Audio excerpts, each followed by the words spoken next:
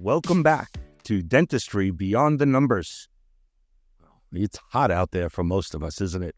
I'm Dr. Marc Liechtung, and I'm your host for this journey through dentistry and everything about it beyond the simple numbers that we see. There's so much to it. And let me ask you something, and I've been thinking about this because every time I drive up a street looking for a restaurant, a doctor, a dentist, even a bagel store, we check our reviews. We know how important it is. It could make us or break us.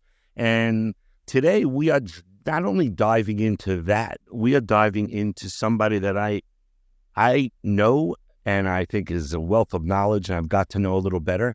But he really is the force that brought Google reviews to dentistry and has so many pearls and knowledge about that I think it's important because, you know, what do you do when you start? What do you do if you're opening a new facility, if you merged? How do you get reviews? We used to beg the patient to the elevator, please, please, and they had to think about it. Now there's so many intricacies and apps that we could do.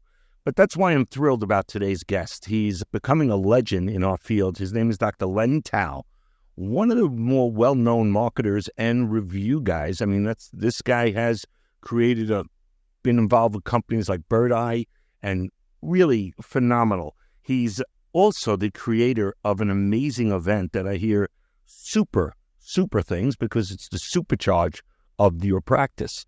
It's all about marketing and business.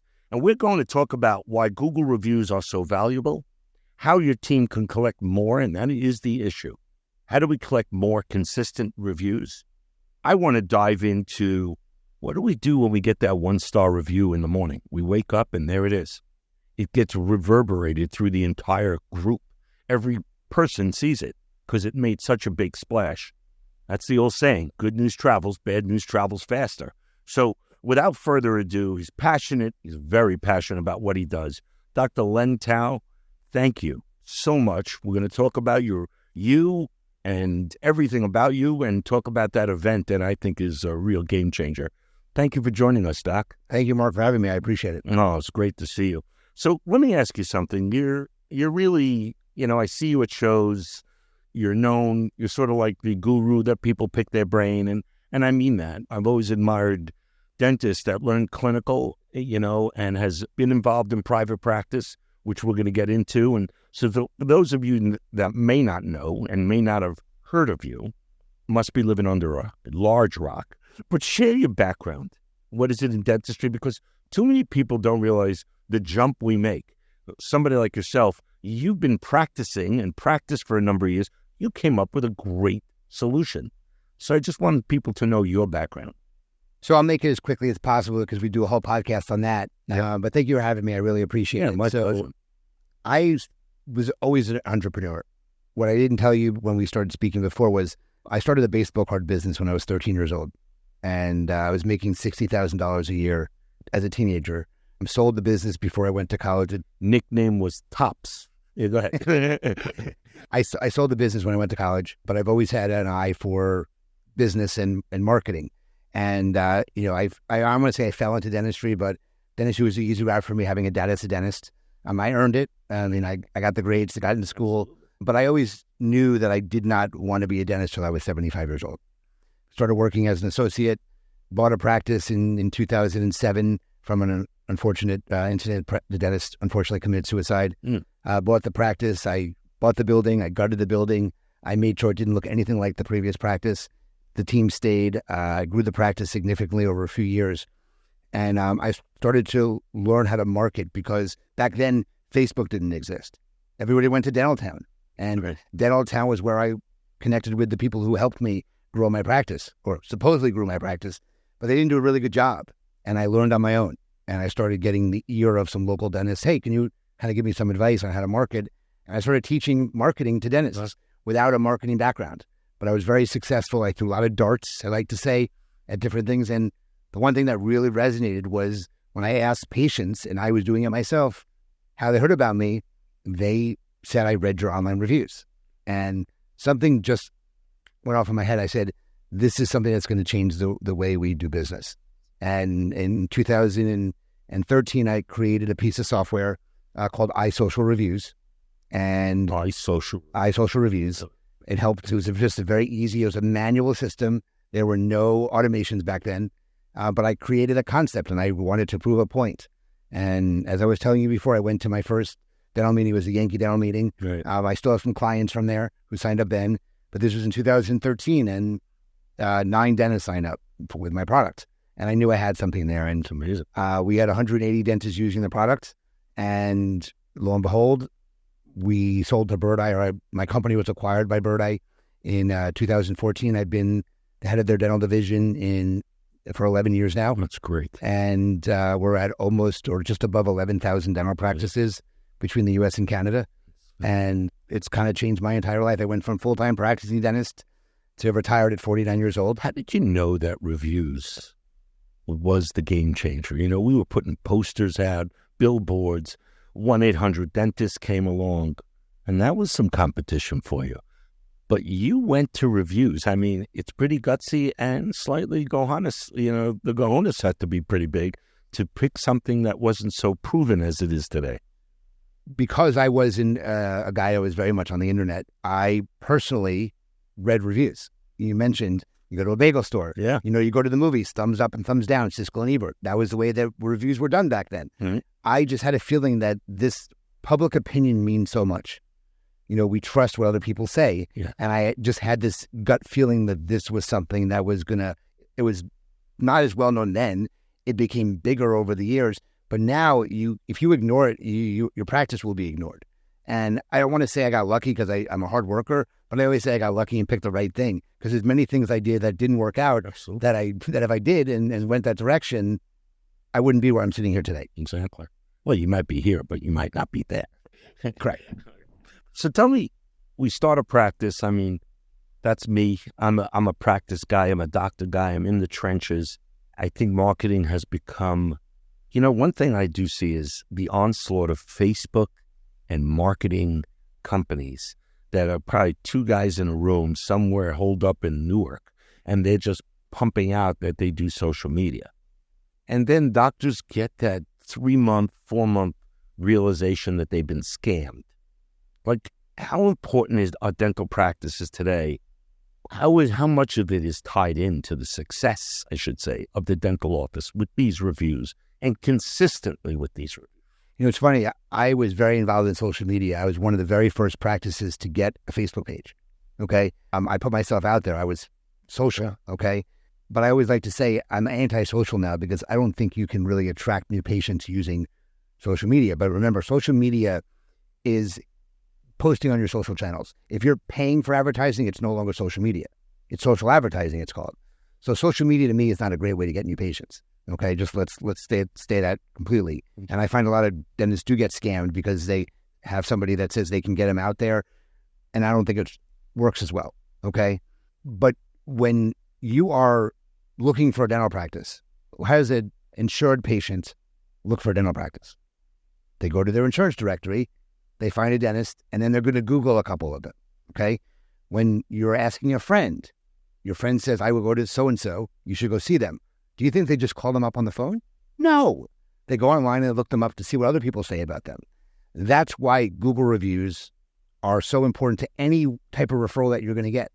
If you're doing a television ad, you have your implant stuff on TV, and they want to come in, they're not just going to call that phone number. They're going to look you up online and see what people say.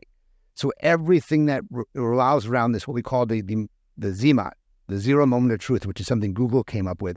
When someone actually makes that decision, okay, it's still going to involve them looking you up online and deciding whether they want to come in or not. And that online presence can make the difference if they push the buttons and call the office or email the office or not. If we're sitting with a 3-2, they're probably going to go up the block, right? Correct. In fact, I think a negative reputation, which I would say is anywhere in 3s in my opinion, okay? Ideally for me, I want you to be at 4.5 to 4.9. Okay, it's okay to have a perfect reputation, but I don't want you to have 5 stars with 500 reviews. It doesn't look good. That doesn't look good. But I definitely don't want you to be below 4 stars.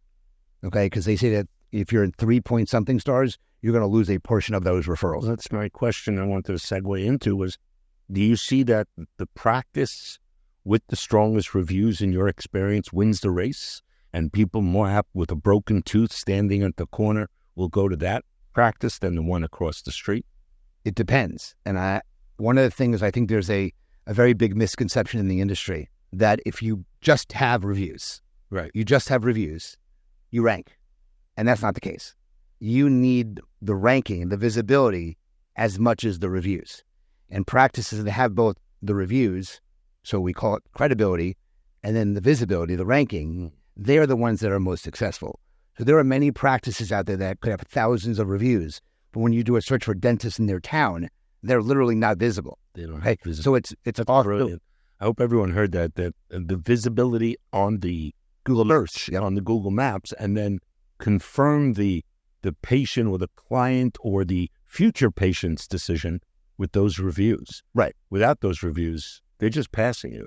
Well, without the reviews, they're definitely going to pass you up. But in order to be found and then to see the reviews, you have to have the visibility as well. So someone who's referred to you, they're going to see the reviews and be fine.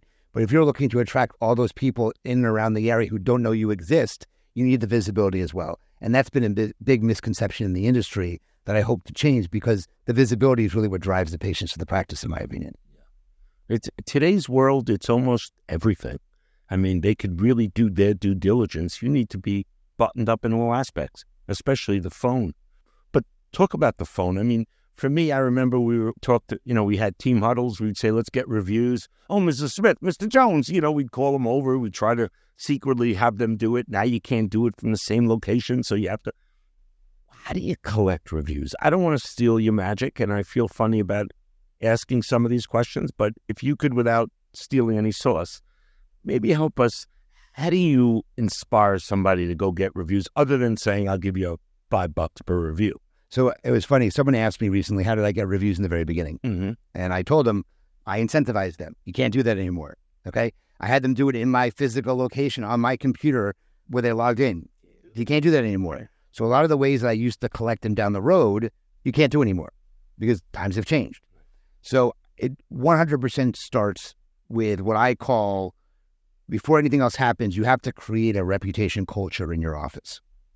Now, what does that mean? What does a reputation culture mean? It means that you're going to be asking your patients to provide feedback about their experience, which means any interaction they had, you have to be on your best behavior. If someone's going to evaluate you on the experience they had, everybody in the office has to have this culture that they're providing the best customer service. And once you create that culture, then you can take the next step, which is asking patients for reviews. Who starts that conversation? Anybody in the team. But not the doctor.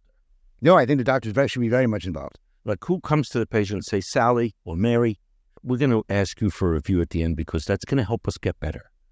Is that by the office manager, hygiene? I mean, I'm trying to just spoon feed people. Anybody in the practice should be responsible for that. So when you create this reputation culture, you have to be attuned or aware of any positive comments that the patient makes. So let's just talk through a scenario. Patient's done with treatment. Yep. Okay. Somebody should walk them out of the operatory. Okay. Whether it's the doctor or somebody else, somebody walk them to the front desk. What's the first thing someone at the front desk should ask the patient? How was your visit today? How was your visit today? Not give me your damn money. Okay. Right. So it should always be, how was your visit today? That's the one thing they should ask. Oh my God, it was so amazing. I can't believe how painless the needle was. Boom. That's your lead in. Okay. So you have to ask. If you do not ask, you do not get. Okay. Now, obviously I work for Bird Eye. We are an automated system. So that automation will send the review request out, but that's only part of the puzzle. Okay. You need the team to get involved then, which is I try to train everybody on this, to mention to the patient, and you don't want to ask for a review. So many years ago, I changed that terminology to feedback about their experience. Because when you ask for feedback, it's not uncomfortable for someone at the front desk to ask. Anybody in the office should be comfortable asking for feedback about the experience versus, will you go home and write me a review? That sounds like you're begging for it. That's a pearl. So just identify that as a pearl. Asking for feedback as we're looking for help and guidance to get better, as opposed to just looking for a review so we can post you. 100% so. It's about feedback. So you change the verbiage, you change the way the team looks at it, and they're very comfortable asking for it. Now, a couple of pearls when you ask, okay, I like to say, you may be getting a communication or a text message from our office asking for that feedback, okay? And we look forward to reading what you have to say. So they know you're going to read it, okay? And then if you want to take it one step further, you say every single morning we celebrate our 5-star reviews. We would love to celebrate yours. So then you know you're going to celebrate it as well. And then what happens if and when you respond, which responding is so important, and there are so many practices who don't respond. When you respond, what do you think happens? The patient gets alerted that you responded, and now they know you read it, and they feel really good that you did it. Now, how do I know that? Because I do it myself when I leave reviews, and when the business responds, it makes me feel so good knowing they read that review. I'm looking for a spot to ask this question, but I have to ask it. So you do, it's work for a positive review. You got to respond to the positives, is what you're saying. 100% so. How do you handle a negative? I mean, that is the key in life, isn't it? So I have a seminar I give. It's called, "Oh my God, I got a bad review. What do I do?" Okay, so that's how you do it. You go to Dr. Len Tau's seminar, and you'll learn. But he's going to give us a little sugar. So one of the first questions I ask is, raise your hand if you've never received a 1-star review. Okay? So usually there may be 1 or 2 people in the room, and I say to them, "Are you still in dental school? Are you practicing yet?" Because it's inevitable that we're going to get a 1-star review. And I like to say to everybody, when you get your first 1-star review, you are officially a dentist. Okay? Sort of like when you break your first file. Yeah, exactly. You're officially in. Right. You don't do enough endo if you haven't broken the file. Well, you haven't done enough dentistry if you don't have that 1-star review. Okay. That's exactly how I position it. Okay? Mm-hmm. But if you do get a bad review, it's going to happen. Don't get upset. Okay? But you ultimately will get upset. It will. I've gotten calls from people I thought they were going to commit suicide, unfortunately. They think it's going to ruin their practice. It will not. Okay? So the first thing is, don't get down on yourself. Use the feedback if it's true or somewhat true, which most reviews are somewhat true, as feedback. Use it as constructive criticism. Every time I come into practice, I'm waiting to see the doctor. What do you think you do the next time the patient comes in? Sit him down right away. Sit him like royalty. They become your biggest fan then because they were a critic and you fixed the problem. Okay? You respond. So responding is tricky. Okay? So it's interesting. A lot of people call me and say, "Len, I got a review and I don't know who the patient is." Now, I don't believe that a single practice would be the target of somebody, filling them with bad reviews. I really don't believe it. Mm-hmm. I think a lot of the reviews are true, somewhat. Remember, there's 3 sides to a story. Correct. Your side, their side, and the truth in the middle, okay? So something has happened. You also, what I read about online, and I have a group called Raving Patients on Facebook that people post their bad reviews.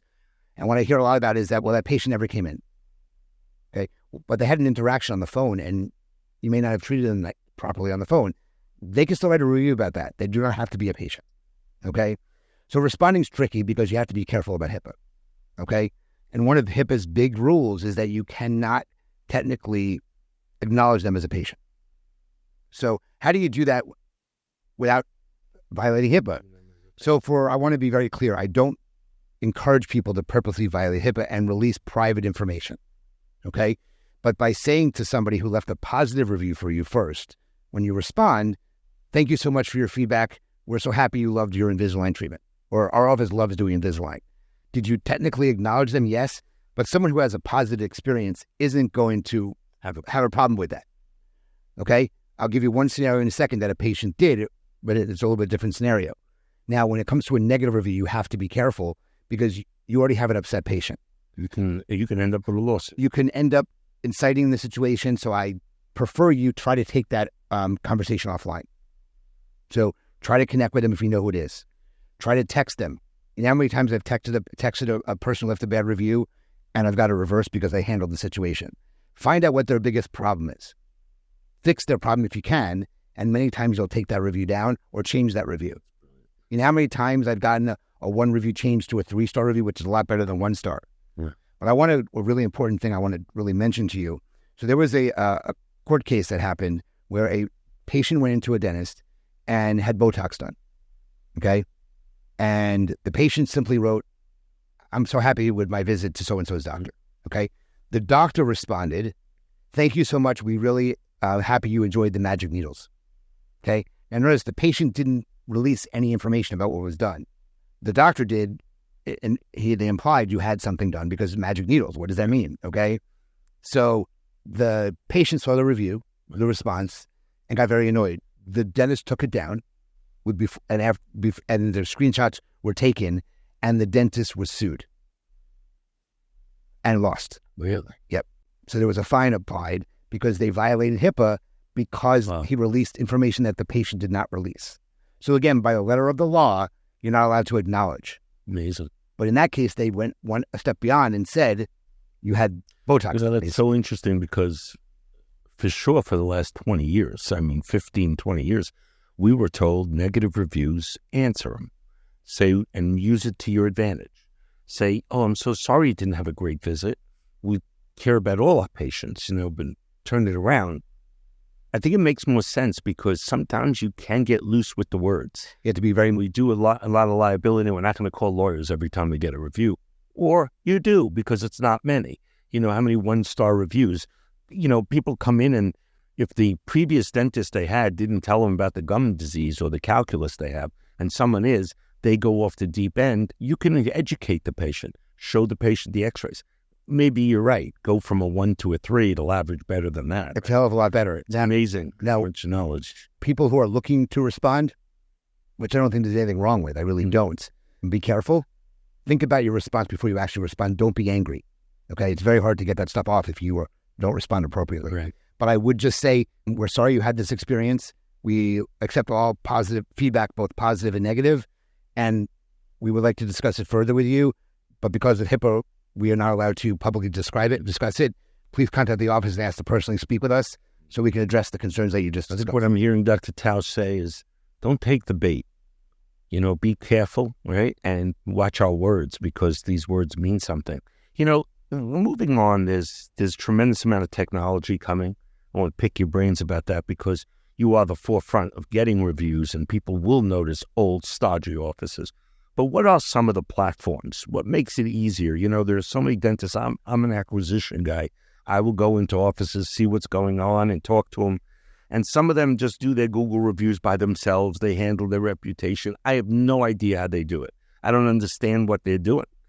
Are there platforms today that you would recommend that these dentists, most of them maybe are people that don't care about the reputation, but I think the visibility, credibility situation is so brilliant.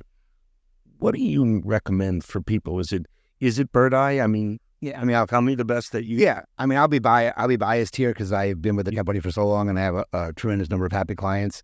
100%, I think Bird Eye is the top of their tier. I don't think there is any comparison to what we do. I want to also make it very clear that we play in a space that very few companies address. So you have let's talk about tech stock real quick. Mm-hmm. You have your communication software. Your communication software does confirmations, reminders. They may do review requests, which is the only overlap. And then you have your website company.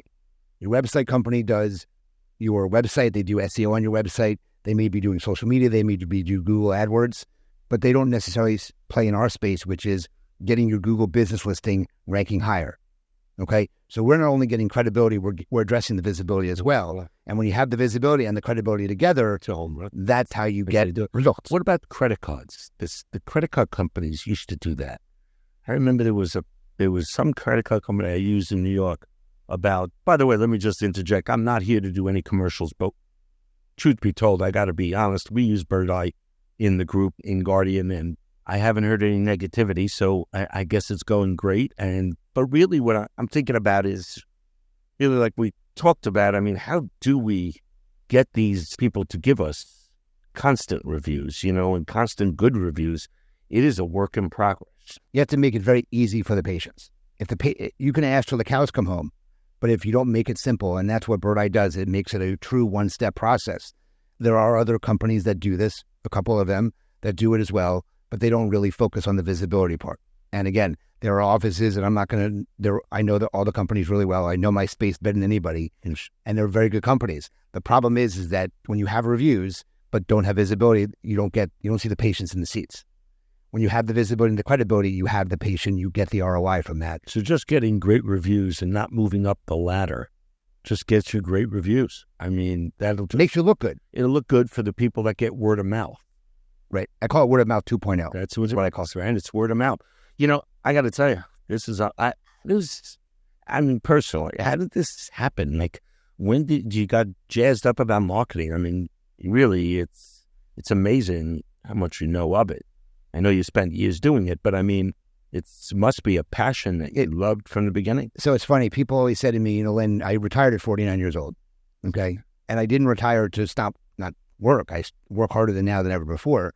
But when you are known for doing something, okay, when you're known for a specific thing and that's what you're known for, you become passionate about it. You just get better and better and better. And I've devoted my life the last number of years to really helping practices take advantage of something that has become so important in my life. So I've learned how to respond, not to respond. I've learned the programs.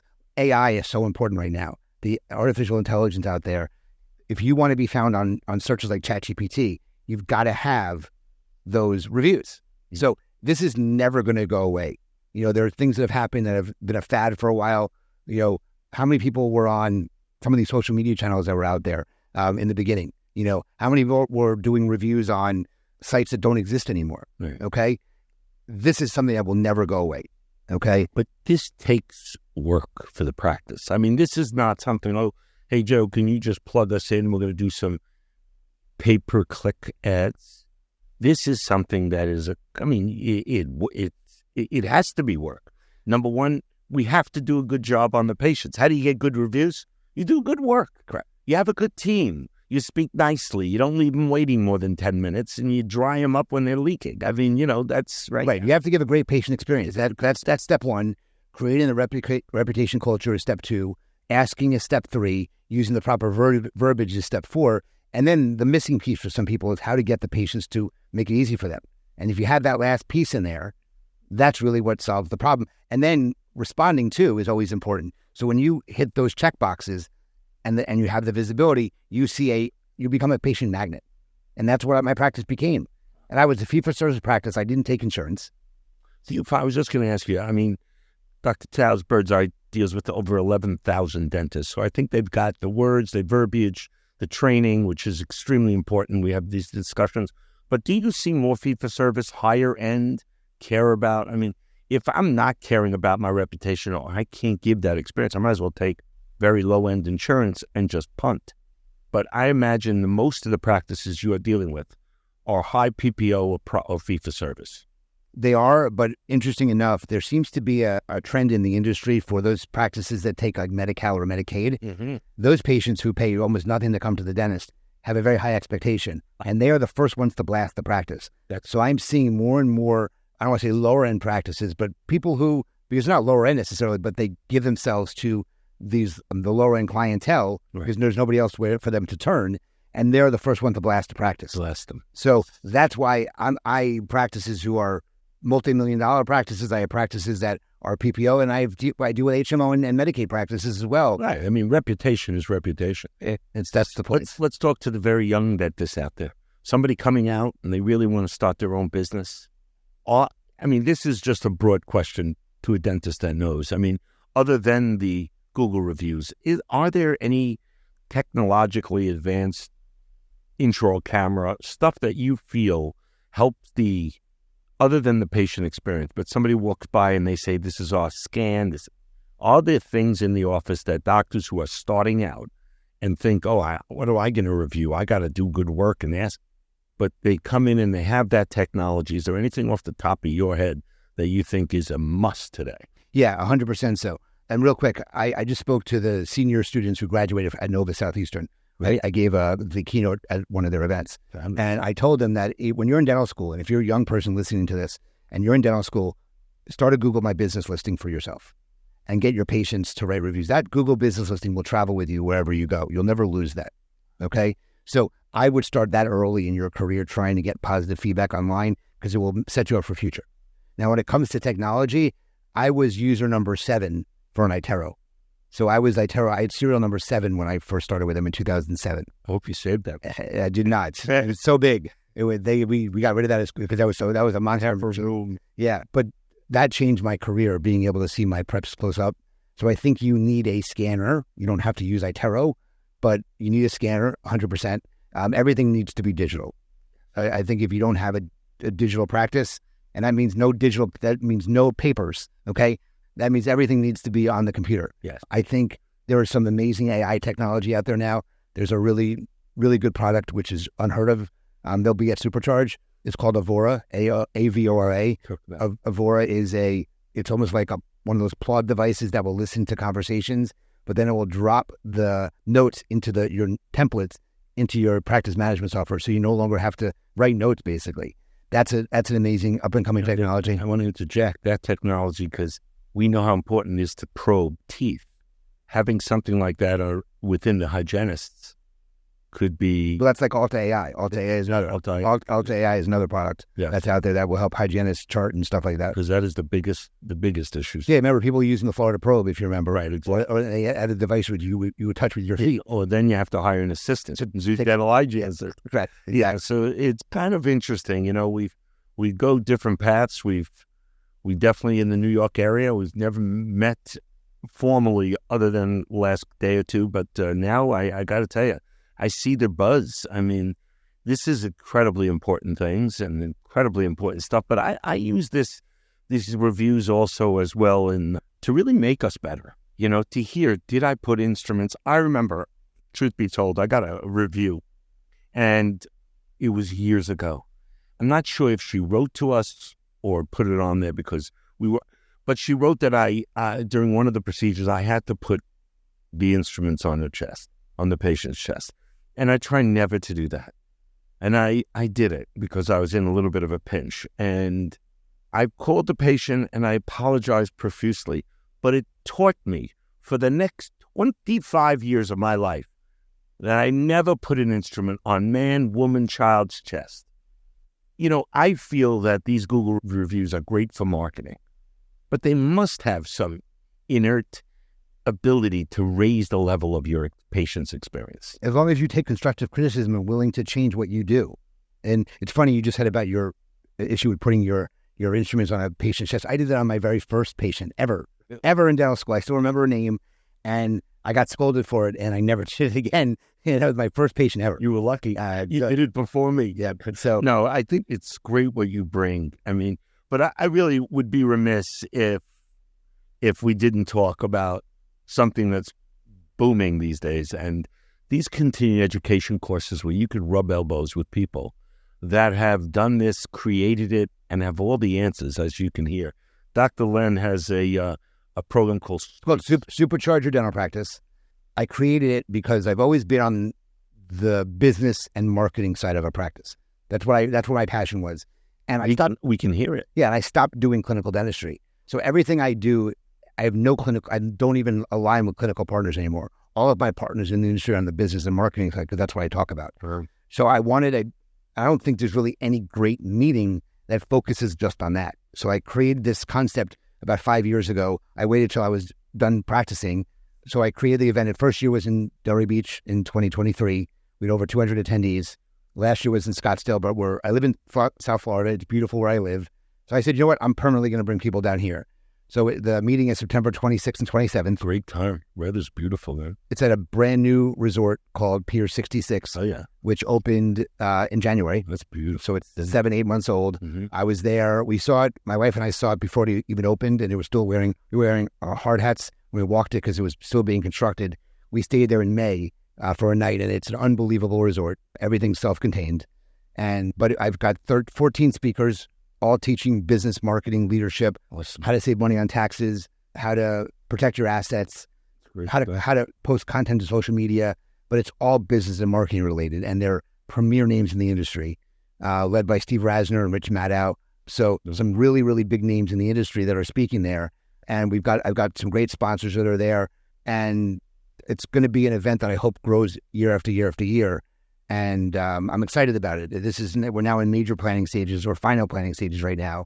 But I'm excited for people to come down here and really experience what I do at an event. And my events are very different. They're high end. The swag is spectacular. Sure. And I'm excited. So, and I think if we're lucky, we get a pair of new eyeglass wear, because the Taus, I can notice, because I'm an eyeglass wearer, that you have the most unique, funky, and beautiful glasses. So that's an attraction. It's very funny when I take my glasses off, because I need them to read and see, Mm-hmm. but when I'm on a computer, I don't use them. But if I'm at a trade show booth and I take my glasses off, people walk up, I can see where they are, and they look at me and they're like, huh? And I go like this, they go, what? Exactly. Because people know me by my glasses. I see. So I think you've made that, the two of you have made that some sort of, My wife and I have very funky glasses. Very funky. Exactly.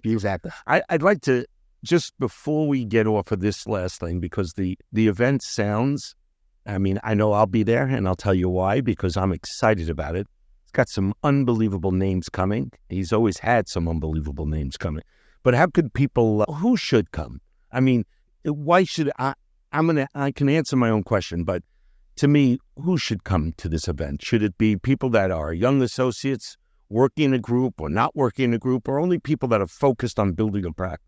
No, it's any doctor that wants to basically supercharge, and I want to say their lives, but supercharge their life. And actually, there's a local doctor here who came year one, who was a guardian doctor. He wasn't an owner. He came and he messages me after it. He sent me pictures and he had the word supercharge in it because it really changes the way you look at stuff. It's a very motivating meeting. Yeah. So if you're a dentist and you want to own your own practice, you're an associate. You work for somebody and want to do better. You want to become a better associate. You want to buy a practice down the road and become your own boss.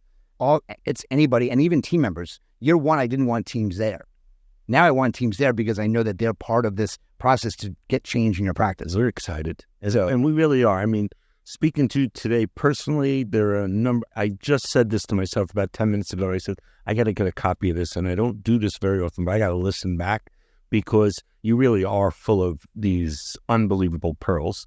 And I think doctors, as an acquisition guy, I've said this before, I walk into dentists and I say, how many new patients you have? And they don't know. But we're paying money for marketing. And if they don't know how many patients are walking in, are they aware of what people are saying about them? It is just a wealth of knowledge. And before I wrap up this section, I also want to share that Dentistry Beyond the Numbers, me and I, are proud to be sponsors of this supercharge of your dental practice. And I'll tell you why. Because I think it's what we need. Doctors, I know some great clinical dentists, and they have great ways of getting better. But the business end, it is lost. We have to pay our bills. We have to know how to collect. We have to know how to bring them in. It is an amoeba of a body of like a snake. You have to know how to take them in, and it has to be where these experiences, because of social media, I think social media made it where these reviews and the experience that comes with it is unbelievably paramount. And that's why I feel so strongly. It really, in the work that I've obviously followed you, because I can tell, about glasses, but Len, I followed you, and we want to support it directly and help this message out. When somebody says that's his passion to bring this to dentists, it's amazing. And I really want to thank you for having this in person. I think this is the greatest part of my day. I meet studs and studettes of dentistry. People that are, I remember when I invented Snap-on Smile, and I was going to the bathroom, and there was a doctor that was standing right next to me and saying, you're the guy. You're and I'm literally in the urinal. I think these are the guys that people get inspired by. I'd like to believe I inspired that gentleman that day after we spoke. But I think Len really, with his knowledge, it's very inspirational. And how much and it's phenomenal. I appreciate that. And I really want to thank you, because we as dentists need that. We need to understand that if we're at a 3.9, 3.8, it's not acceptable. You need to find out why. You need to talk to your hygienist. Maybe your office manager is charging too much. Or maybe she comes off too hard. Whatever it is, Len can help you. And Dr. Tau, I want to thank you so much for coming today. Thank you for having me. I appreciate it. It's a great segment. And for those of you that want to get in touch with Dr. Tau or supercharge your practice so you can get all his tidbits in a couple of days and meet myself, meet others that could help you, or just learn from people. We've been doing it collectively for many, many, many years. I'm going to leave you with this. A gentleman in New York, a mentor of mine early on, he said, Mark, you're an aggressive guy. You want to practice like you're practicing 10 years. I said, that's right, because you got to practice 10 years. Today's world, you're learning from people that have pioneered certain things. I say it's a great opportunity to learn so much. I'll see you next time on Dentistry Beyond the Numbers. Thank you. What a great episode. Dr. Tau is a wealth of knowledge. And I really want to say that I really truly believe, and just talking to him about the meeting that's coming up and the CE opportunity that's coming up, it is really special, and the list of people who's speaking are special. I want to thank Len again for joining us today. I know our listeners are walking away with just a few prospective pearls on Google reviews, but also some practical steps that they can go back and do now. I thought the idea of not calling them immediately, but maybe doing it privately and getting them on the back end to change the review was brilliant, because we are running to answer them quickly, but maybe don't inspire more problems. And remember, if you want to go to deeper and really transform your practice, check out Len's event. It's www.superchargeyourdentalpractice.com.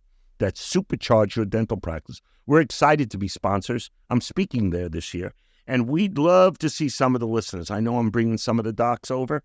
Finally, if you enjoyed this episode, please share it, subscribe to it. Dentistry Beyond the Numbers. It helps us grow, helps us bring on these phenomenal guests. I mean, I look at the last 6 months, I brought on some leaders in this industry, and I'm learning every time I sit and talk to people. So I hope you are too. We try hard and we work hard to bring you the best. Look for us in the near future. We're going to be all over the place. It's very exciting, speaking at a few shows. But remember, like us, if you have any questions, please reach out.